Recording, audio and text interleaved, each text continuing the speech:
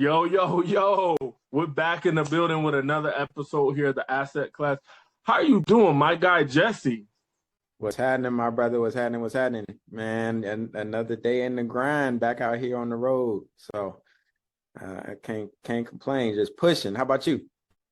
I love to hear it, man. It's been all gas. You know, we're really, really excited for the ribbon opening, and then I'll be out in Atlanta with you, where we're going to be with some of the wealthiest people in the world. So but I'm going to go ahead and hit this disclaimer, and then we're going to hit the intro, and we're going to hop right into it. So, guys, this is the Asset Class.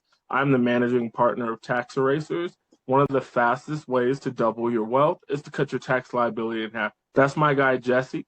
He is the founder, the visionary, one of the best business coaches in the world at Bullseye Consulting. The RN is for real. Don't play with him.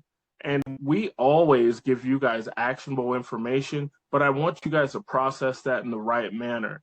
Look, you need to take this as informational, entertainment-wise, and educational, because we're not your professionals. We highly advise that you work with licensed professionals with a track record of success, bonded in nature if need be.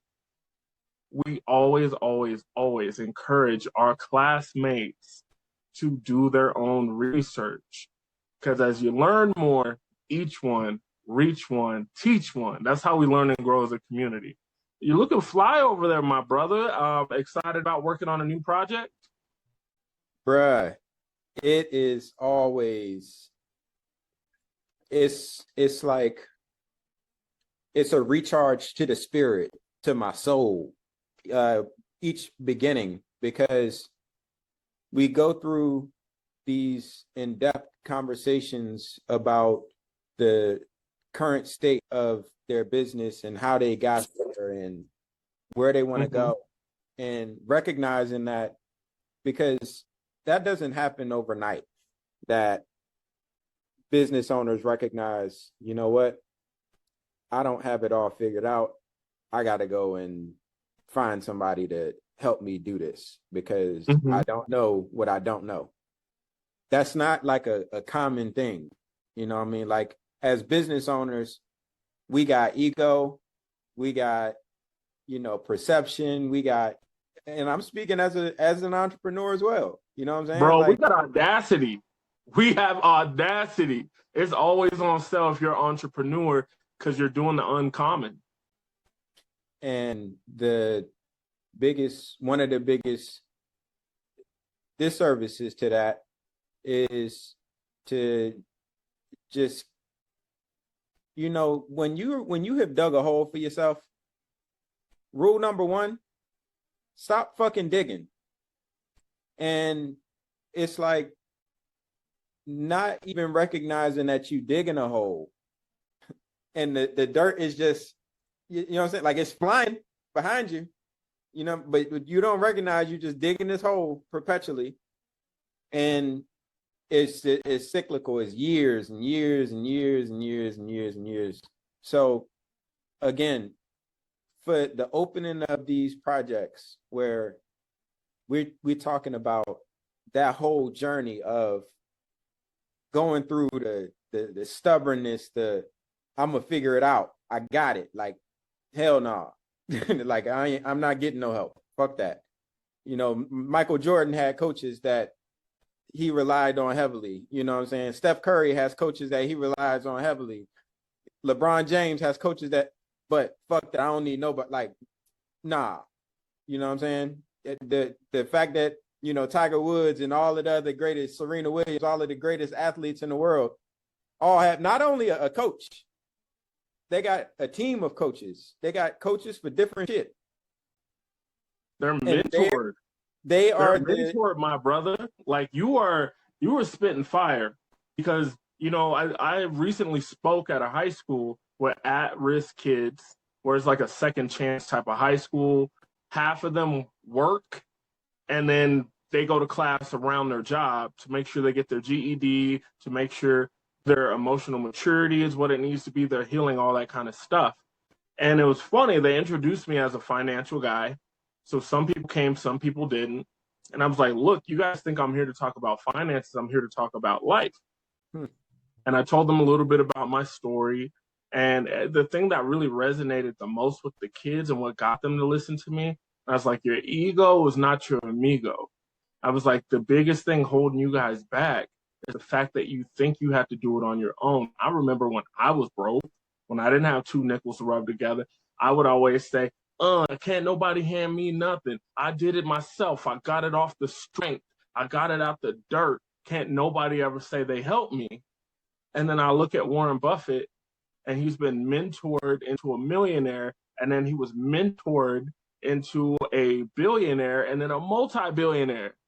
So Warren Buffett got mentors and I got audacity. It's like, what's bigger, your ego or your paycheck? Clearly, my ego was bigger at that point in time, and it's getting smaller every day.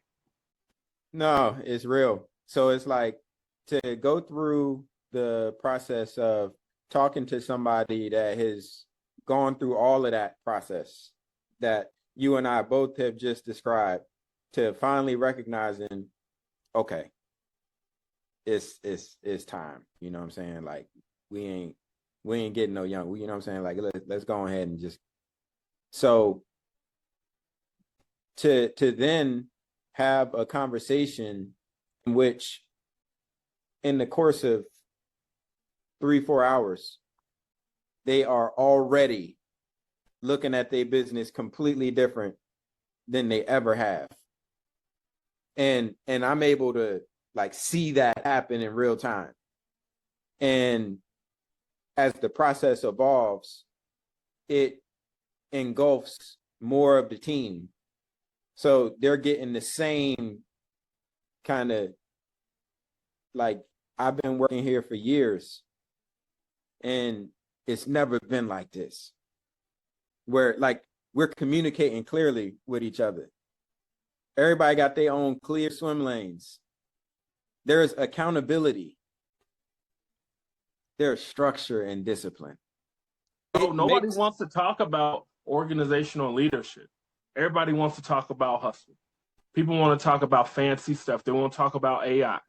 They want to talk about sizzle reels. They want to talk about co-branding and M&A. And all of that stuff is cool. You know, I love M&A.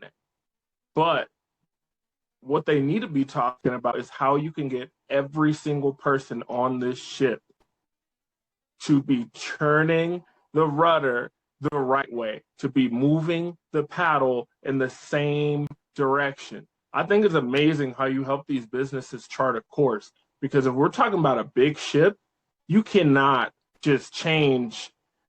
You just can't flip it around like it's a jet ski. You can chart a new course, but it's going to take time to get onto that line and to start traveling in that manner. So I think it's so dope what you do for these businesses, what you do for these communities, for the economy, but also, you know, in a big part, like what you do for the employees. Because they never talk about the lifetime value of an employee. They don't even know what that is or why they should need to know about it. Absolutely. And it's crazy because, and I got to follow up with my last client because their new hire should be a week into working now, which means, because we put together an entire framework for onboarding where it's intentional on, because have you and I spoken about the Hawthorne effect? Bring it back. Bring it back for them. Yeah. So the Hawthorne effect, you cannot discount the value of it. And what it basically is now contextually, I've been professionally consulting since 2018. And I use the designation of professionally consulting because the barrier to entry for anyone to call themselves a consultant is in hell. Is no. So like I've actually been, for my professional time, compensated for my advisement since 2018. And that experience has taught me that when I walk into the building, or people like me, consultants, the consultant team walks in. Before we ever had a single conversation with anybody, before we ever looked at a financial report, before we ever looked at a binder that allegedly houses an SOP or any of the other organizational documents, for some odd reason, productivity generally starts to increase just by virtue of us walking in the door. That is the Hawthorne effect. The idea that when people know that they're being watched, they tend to shape up and perform. And creating the Hawthorne effect it requires an intentionality behind it. So for example, when you onboard somebody and you set like real clear standards, and then you come and you follow back up on them standards, but it conditions into the team is, oh, they really care, that like they paying attention, they watching what I'm like, let me make sure I'm doing what I'm supposed to do. The reverse of that is you set an expectation, never follow up on it. The employee doesn't do it, or they start doing it and they see nobody is never paying attention to it anyway. So, or seemingly no one's paying attention to it anyway. So they start doing it less and less. And when you instill that Hawthorne effect into them up front to let them know that they're going to be held accountable, and that doesn't come from just, setting the expectation, the fire and forget mentality, where I'm just sending it out there and now, the results are just going to come back. That's not how that works. It's the continuous, because this is human enterprise. We manage in human enterprise here. People need structure, but they need communication. They need clear communication. They need accountability, structure. Yeah, you're giving them a lot of significance. If we think of like hierarchy of needs, this is where you start to get people to actualize, where you're saying, look, you are valued. You are a part of this team. It doesn't go without you. That's why we're making this small change. And seeing how deadly serious I am following up with my clients and my employees based on the plan that you gave me shows them that we're not playing around. And it gives them the opportunity to join arms and be part of something bigger than themselves. And in this day and age, I think that's everything. People are,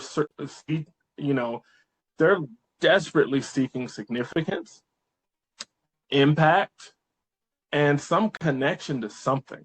Because more and more, whether people like it or don't like it, people have walked away from the church or churches, whatever faith you want to talk about. It's amazing when I come across folks that are just like, look, this job right here, this is my everything. This is my everything. And they mean it with their heart and soul. Now, I can understand the counterpoint of someone's going to hop on here and be like, capitalist greed, you're stealing them, you're brainwashing them. But look, when you treat people well, you pay them well, and you allow them to actualize within your system, and you allow their dreams to come true, and you put them in a position where their retirement is awesome, where their impact in the community is awesome, where they have the opportunity to teach their kids things that they didn't know and give them things that they didn't have, and that's all linked back to the business.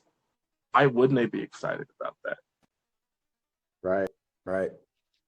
So, no, it's always, and the true beauty is that, and I was talking about this in my story on Instagram, that it really is, it's art in a real beautiful form, because I'm able to go through the opening like this. Literally, this just happened today. So go through the opening, do a site tour where, we walked the perimeter of the business and just talking about all of the missed opportunities, to sitting down and mapping out an organizational game plan that is going to start changing the business this week. Like foundation, like they've been in business for years now. And this week, foundationally, fundamentally, the business is changing. New roles and responsibilities, new communicational patterns. One of the communicational patterns that I'll add to that is the value of a 15-minute startup meeting to a small, to any operation that intends to scale at any kind of pace. Because in business, until those processes are really dialed in and everybody's really trained on what it is that they're responsible for and they all understand the assignment, the daily flow of operations can, it's going to be very dynamic. In other words, in a 5-day period, it isn't very often that there are multiple days in that 5 days that are carbon copies of each other. Each day is its own unique set of challenges and opportunities. So as that's happening, there's so much value that just gets missed because we just moving from one thing to the next. Like we got to keep it moving. You know what I'm saying? Like I'm getting this out, I'm getting that out, I'm getting this out, I'm getting that out, I'm doing this, doing all of the things. But in the process, not recognizing that, because we're doing that multitasking thing. So you sending out 70% pure there, 60% pure there, 50% pure there, 90% pure there, because you stayed up late and you burned the midnight oil to really make sure that you didn't miss that deadline. You gave 20% over there. So it's all this mediocre product, like results, these mediocre results that are being produced perpetually, and we're running into this cycle and not catching that it's happening, not catching why it's happening, to then put process in place to prevent it from continuing to happen. So that 15-minute huddle meeting gives the ability to communicate, all right, we're reiterating the priorities for the week. We're assigning the specific tasks for the day. We're speaking to how yesterday closed out in comparison to the game plan for the week at large, and how yesterday is impacting today, and any other, quick operational things that tie to the products or services being produced and delivered to customers. I love it, bro. A 15-minute meeting. And I want to say this last piece before I hand it back to you. That 15 minutes is like critical, because when we start talking about meeting effectiveness, when you actually sit down and look at all of the people that are in a meeting and you add up the value, how much an hour of each of their time is. One of the things that keeps me moving when I'm out here with the clients is I know that they being billed $360 an hour. So I'm gonna make sure that I'm delivering $360, like above that. Like I'm on that. So when you're looking at the meeting effectiveness, you got all these hourly, how much everybody is getting paid to be in that meeting. That's what the company is paying. So you can't have all these people just sitting in the meeting not being productive. What are we doing? So in order to make sure that the huddle meeting does not lose its intent of a quick huddle catch up, 15-minute, let's make sure that we all on the same page. It will not exceed 15 minutes. We will not allow that. That don't happen. Because there's always a reason that we could justify saying, oh, we're just going to do 20 minutes this meeting because this thing is that important. It's not. It's important enough for you to schedule an intentional follow-up to address that specifically, or any other things that need to be addressed relative to that thing. But in order for the huddle meeting to meet its intent, it does not go over 15 minutes because there's a cost to that. There's a delay to productivity beginning. And it conditions a lack of discipline within the team. When they know we in and out like a robbery with them huddle meetings, and now it's time to get to it, it's a culture. It's an integrity that gets instilled into the team, the fabric of the business. I'm sorry, you were getting ready to say something, my brother. Nah, you're giving game, Don DeMarco's. Folks don't understand what you're teaching them at an institutional level of what they could build if they apply what you're saying. What I was saying, I really love the way that you're breaking this down, because a lot of this episode is highly psychological, and folks try to act like business isn't. It is. It's your mind and it's your emotions. And it's what motion we can get on the other side of those two things. And most of the time, the human mind is working like a search bar. If I say, don't think about bananas, don't think about things made with bananas, you're like, man, banana pudding, banana pie, banana bread, banana chips, banana Fanta. So in the same way, I think about the sales teams that I've ran and the elite sales teams that I've been a part of. And we normally had something in common when we're talking about top producers in the country. Showing up a little bit early, taking great pride, and making sure that we had a ritual or a routine so we could be in the right mindset and the right energy to seek out opportunities. I know that when I approach the day saying, look, I cannot wait to be a vessel for the Most High to connect with other people and help them in some way. I know there's going to be some incredible hidden gems today, and I will be looking for them, and then I will be celebrating every little victory along the way. That day pretty much goes like that. Whether I got a bunch of crazy people or I got a bunch of lay down sales, it's there. And I have that sort of intent going into every interaction with a potential client, going into every interaction when I'm doing a coaching for one of my brokers, and making sure that I am connecting with them and I'm looking to use them for the utmost good with their abilities and their unique personality. I could only imagine what it would look like if my search bar was something different. And I wasn't intentionally leading with that, with a prosperity mindset, and I'm just coming in and letting the day do whatever.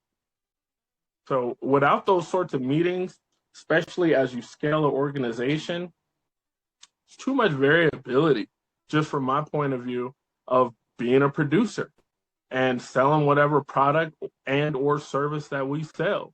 We got to get everyone on the same mission, on the same path, with a very similar search bar, so we could be closer to that 80% of productive time while we're there. Because one of the things that really blew me away, it was a few years ago. There's so much wisdom in the simple things, like when E.T. the hip hop preacher breaks something down, you're like, dang, that was simple, but it was also profound. It's just it's looking at people and our production or even our companies, and it's just saying, are you at your best? every single day. Not are you trying your best? Are you the best? Are you a 10 out of 10 every single day? And certain people in the room were like, yeah, I am. And I was just real. It's like, no, I'm not. Do I put the effort forward to be my best every day? Yes. Am I a 10 every day? No. And I was surprised, this speaker was like, boom. All right, we got an honest guy in the front, pastor's kid. And I was like, something like that. And he goes to say, you're right. Are you good at what you do? And I was like, I'm incredible at what I do. I'm one of the best in the country. He goes, okay, that's phenomenal. Then why aren't you a 10 every day? And it's like, because it's not possible to be perfect. Now I can create systems that will help me where when I have emotional irregularity or energy or whatever, the market is shifted, I have systems and scripts and follow-up and things that will help me buffer out some of those bad variables and put things more in my favor. But I'm just not on fire every day. Otherwise, I'm never on fire. And he was like, boom, that's it.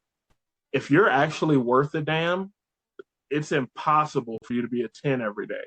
Someday you're going to come in and you're going to have the emotional capacity of a 2. But what rituals and what systems do we have to support you when you come in as a 2? So you perform more like a 5, a 6, or even a 7. And then what do we have on the other side? When you come in as a 10, how can we give you more real estate for opportunity? Change my whole paradigm. And he hit me with that. Right. We have so much control over our outcomes as individuals. The problem is we end up trying to control or be worried about too much shit that's completely outside of our own grasp. When we decide to invest that energy into, controlling the aspects of our own lives, like our own shit, like basically mind your own fucking business. All up in everybody video, dancing. Worry about yourself, man. Worry about yourself. Winners focus on winning. Losers focus on winners. My brother, this has been powerful. I kind of want to shift focus a little bit so we can get back into our roots of the asset class. We're always bringing the fuego and the fire for our classmates here. But teaching different assets each class was the core element of starting this here program here with you so we can educate the masses on. And at this point in time, I think we really got to go back and we got to talk about the basics of what we do. So you've been going through framework because as you guys see, he's a world-class consultant that's a business coach. He's not, I don't want to name any names, but I had a couple meetings this week with other folks that were business coaches.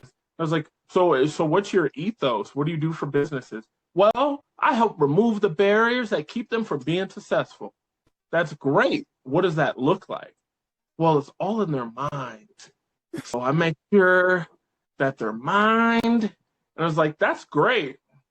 But once you've changed their mind and they hit a dead end in their business, what do? No, you don't understand. I'm changing their mind. It's like, okay, Professor Xavier. We're talking about Jesse bringing actionable information, making sure that your books are A1 so that the data that you're receiving is both accurate and timely so you can make the best decisions for yourself because we believe that informed people make great decisions for themselves. So, with that and where I'm going with this, with the current state of the economy, so we saw a huge jump back in crude oil. So does this feel like just the beginning or just a spike? Well, it's kind of eerie, man.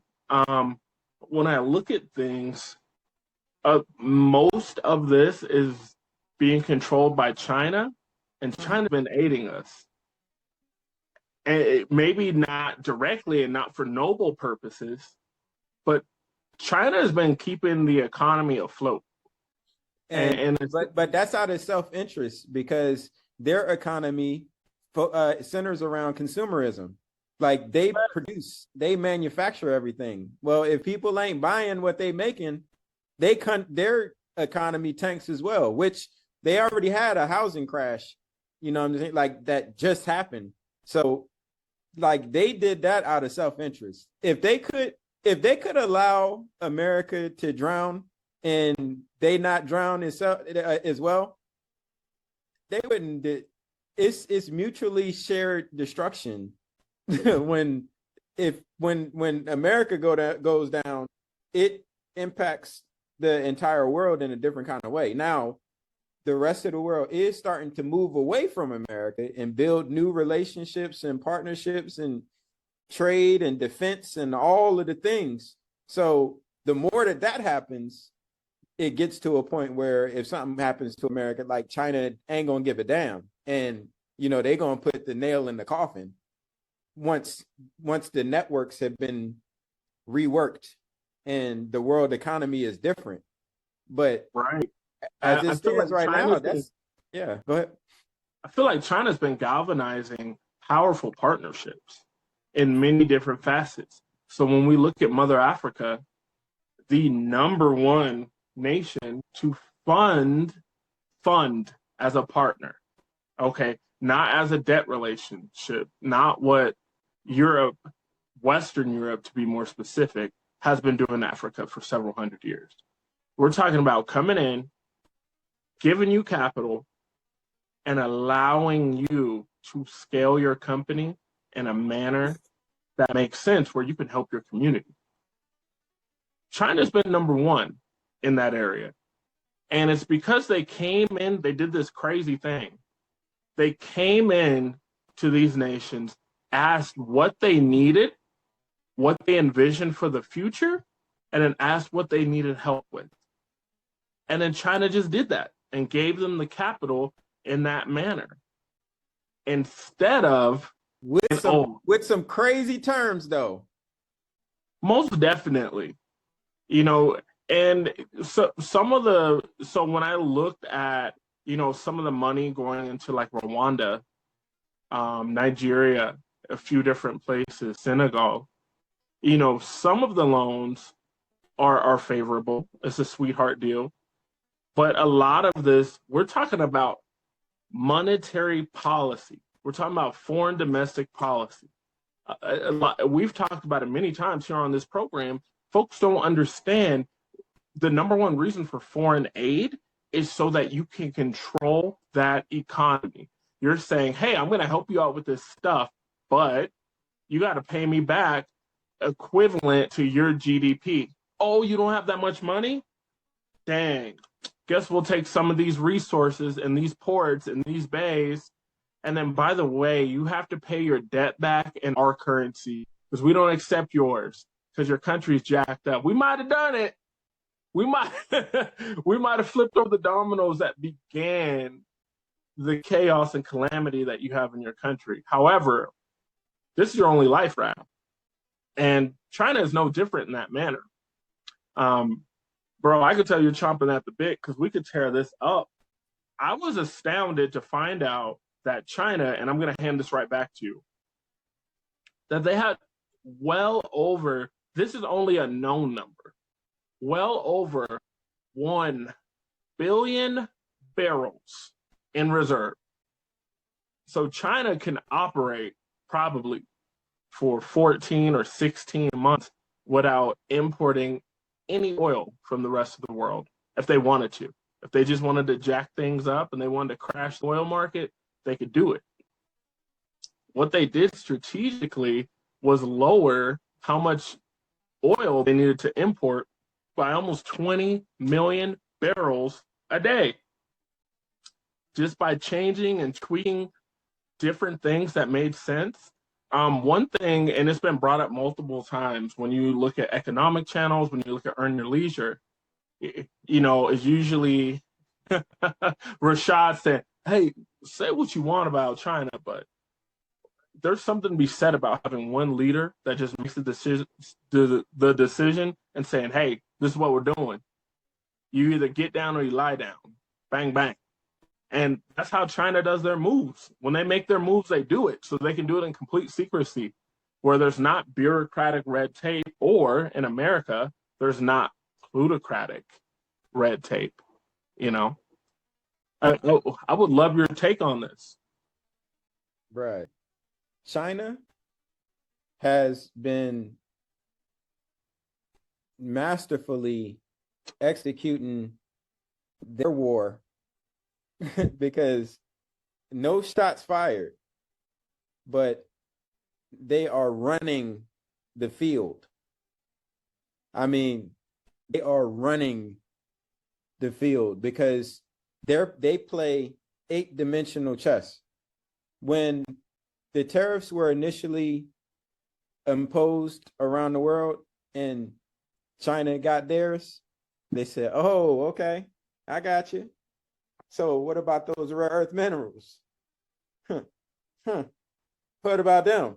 They ain't say nothing. They ain't get on the mic talking crazy. Just they could have just spit facts. They didn't even do that. They ain't even say nothing. They was like, all right, America is they're on a tear again. Okay, cool. They'll figure it out. They'll figure it out. And then once they did figure it out, like, oh shit, like this is actually critical. Now we start talking about Greenland and all this other shit, right? China plays 8-dimensional chess, bruh. So recognizing when they paced the amount of, because that wasn't just a random amount of impact that they chose to have on the world economy. It was because all of it is a numbers game. It's all a numbers game. It's just a numbers game played at the highest of levels with the most ridiculous of stakes associated with them. So, like, they have already calculated how much of their reserve that they need to burn through and how much that they need to be purchasing from Iran. Like, and Russia. Russia is actually, they've been getting attacked by Ukraine like real crazy. Like the drones are a whole different thing. You know, like I'm gonna get back to Ukraine and Russia in just a second, but they were mentioning the idea of Iran potentially having drones in Cuba because like America has been threatening Cuba too and doing all kinds of crazy shit, the blockades and all of the things. So it makes those types of countries unify. Well, if they got drones in Cuba, that ain't far from, well, going back to Ukraine and Russia, they've been, the Ukrainians, they've been lighting Russia's ass up with drones, but they've been real strategic. So like hitting their refineries and the stuff that's difficult to reconstruct. They've been, as far as for them to be able to produce their oil.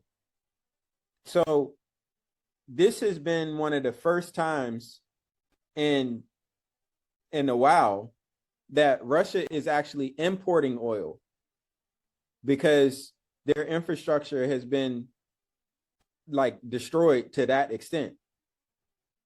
So like they not China. I doubt that China is getting oil from Russia right now.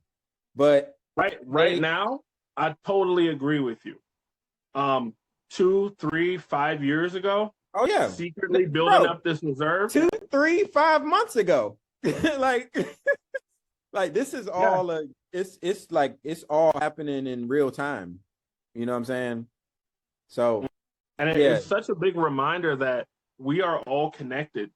I think we've talked about it so many times on this episode, on this channel, that we do not live on an island. Everything is connected. So, like with China, in this situation, we're talking about oil. We're talking about Ukraine strikes happening on Russia.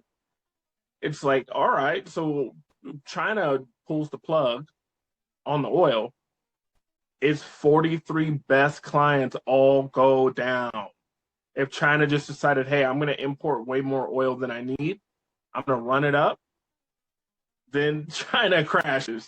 So they're kind of forced to save us, and they have. But they're also, like you said, they're playing eight-dimensional chess.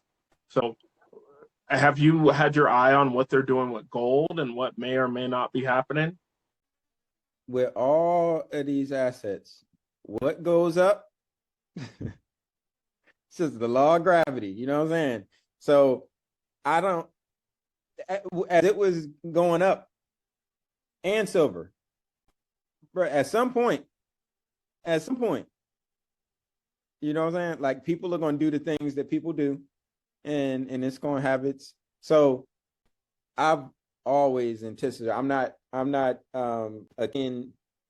keen to specifically what China did with gold, but I've just figured it's only a matter of time. Well, here's the interesting thing. I have a client onboarding right now. This is going to be one of the largest clients I've ever onboarded. This gentleman is looking at, over the next 2.5 years, probably about $360 million. So that's what he's looking to take in. And that's without really having to touch anything or do anything. He has all these deals set up in distribution. And it's a whole conversation. And we'll definitely talk off air. One of the interesting things about his deals and his logistics is sending over thousands and thousands of tons of gold to China, raw gold, moving bullion also to China and to some of these royal families where they're loading up. And then China, if I don't know if you've noticed this, China has officially pulled out of the paper gold game. So what that means is when you have a Fidelity account or any sort of trading account or brokerage account, a lot of times you can buy gold and silver on there. Is it real gold and silver? Absolutely not. It's a piece of paper. And with that, it's artificially sat at a price. There are a good portion of economists that say that it's artificially been suppressed by a factor of 10, so that the price of gold should be 10 times higher than it is right now, if you compare it to inflation. So I know there are folks that throw out like very simple sorts of commodities. They're like, oh, you could buy 10 gallons of gas with one gold coin. You could do that now. But when we look at the buying a home with gold, and you look at the price difference, it's one of the weird places where you're like, dang, this is actually upside down. Gold should definitely be valued higher. So China has completely ceased it. They will not do it anymore. If you have paper contracts that you can convert into tangible gold, that's what you have to do right now. It's mandated. And with that, there are a good portion of people that are speculating that China wants to control the price of actual gold. And beyond the use for jewelry and adornment, gold is a very, very important mineral when it comes to electronics. And it's almost like we're in an AI race with every country in the world. And gold is a key factor in that. Eight-dimensional chess. Nobody does it better, man. Like, gotta give them their props. Nobody does it better. And it's interesting to just kind of watch how everything is playing out, because it goes back to just basic humanity, how things work out. like what generally happens to the bully? Shoot. They're not living happily ever after, man. You know what I'm saying? At some point, the bully meets their maker. What's that Well, saying? Bullies aren't bulletproof. Yeah. So so it's the United States has been bullies financially to the world forever with the sanctions and all of the behind the scenes money tricks and sabotagery and coups and all of the like America as a country has done some foul shit around the world, and I get that it's done under the cloak of American interests. I just look at it as like it's like manifestation. It's the world is cyclical. The universe is cyclical. Like the energy you put out is, that shit comes back around. It's just how that goes. So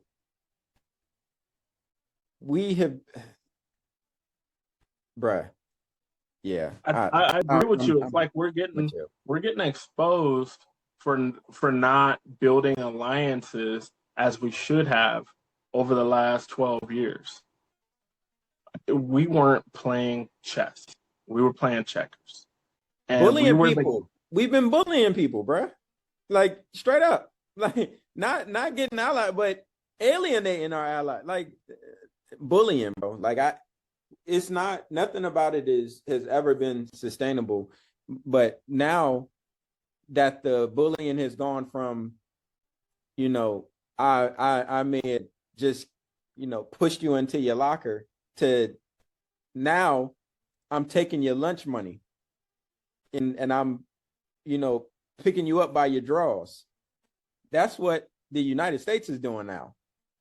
And it's like, bro, when you keep all of that bullying shit, it's just like we were talking about a little bit earlier in this episode. What happens is they reroute trade routes. They reconfigure world relationships and partnerships for an array of how the world works. Yeah, man. The bully is only the bully for so long. Could you imagine, the leaders of Spain being cropped out of a photo at the World Cup if it was held in Spain? Like, we would never see that. We wouldn't see that in France. We wouldn't see that in England. We wouldn't see that in Brazil. But we see that here today.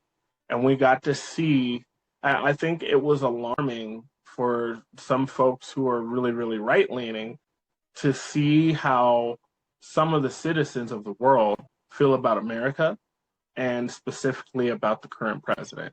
So you're right. So the question is,